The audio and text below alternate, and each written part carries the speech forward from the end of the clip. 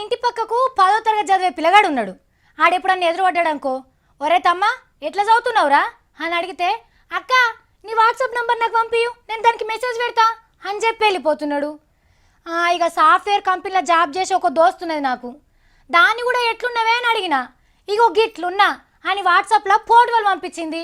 మా తమ్ముని కూడా గంతే, ఒరే ఏడున్నావురా అని అడిగితే, అక్క సినిమా టాకీస్లున్నా, సినిమాని వీడియో తీసి వాట్సాప్లో పంపిండు.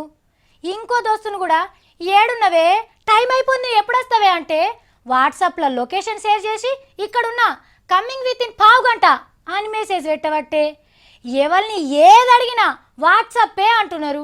ఎందుకో మరి. ఏమంట ముట్టుకోగానే ముడుచుకునే ఫోన్లు వచ్చినాయో కండ్ల ముంగట కనిపించే మనుషుల కంటే ఇంటర్నెట్లో ఈకిలింతలే ఎక్కువైపోయినాయి. ఇగో ఇప్పుడు వాట్సాప్, స్కైప్ అని వచ్చినాయి కదా, వాటిల్లోనే 47% టైంను అంటే సగం టైంను ఉంటున్నారంట. అంటే చూడుండ్రి కథ ఎట్లున్నదో. బతికితే అరి కష్టపడితే 60 ఏండ్లు, దాంట్లో సగం కాలం నిద్రకే సరిపోతుంది. సగం బడ మొత్తంకి వాట్సాప్లో ఫోటోలు పెట్టుడు, ఓటి రాసుడే చేస్తున్నారంటే లేచిన కానుంచి షురు చేస్తే పండుకునేదాకా అన్ని ముచ్చట్లు గీ వాట్సాప్లో రాసుడు, స్కైప్లో మాట్లాడుకున్నాడు గడుపుతున్నారట.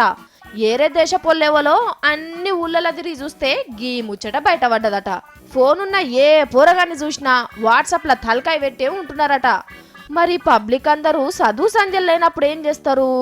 మంది గురించి ఏందో గాని వాళ్ళన్న ఏం ఆలోచనలు చేస్తున్నారు? తెలివి పెరిగితే మనుషులు దగ్గరయ్యే తెలివి కళ్ళ పనులు చేయాలి గాని గివ్విటితోని ఇంకింత దూరమే అవుతున్నారు కదా.